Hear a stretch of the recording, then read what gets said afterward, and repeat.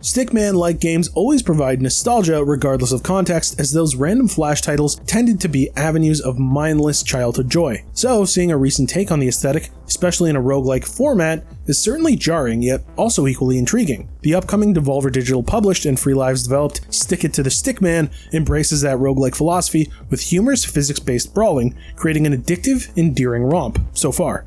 Throughout the title, players control a nameless corporate employee, a cog in the machine, if you will, on their first day of the job. But, well, you won't be working your typical 9-to-5 desk job. Instead, you're going to beat the shit out of your coworkers and bosses, because why not? The game throws you in the thick of it all as you first ascend the building of your employment, not caring about who or what is in your way. Stick It to the Stickman is a physics-based brawler, meaning every movement, no matter how slight, creates ripple effects impacting each combative encounter. The random crates strewn about, and even the simple act of jumping must all be accounted for, making this roguelike immediately distinct from the waves of competition in the genre. In a sense, it can be partially viewed as a non-traditional supplemental platformer where one of your goals is to traverse a continually chaotically changing landscape. Foes frequently pervade the premises, though I guess you're actually the villain since you're the one initiating these fights in the first place, but whatever. When beginning a playthrough, players can choose what type of office worker they are, which is essentially the class system of this game. Each worker specializes in particular attacks and attributes. Further, new worker classes are unlocked by earning promotions,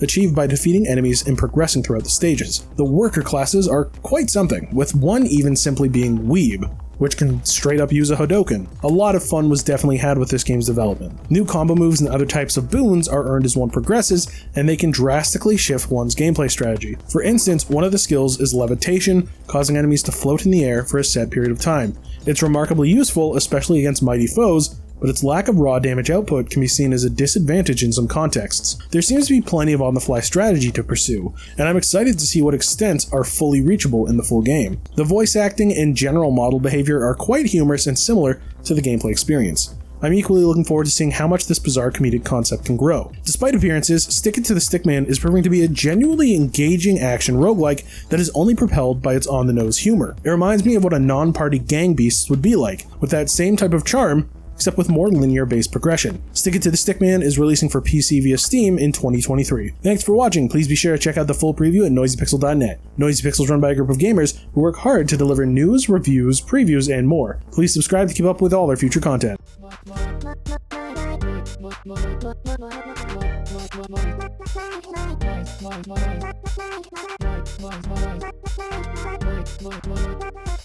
Noisy Pixel.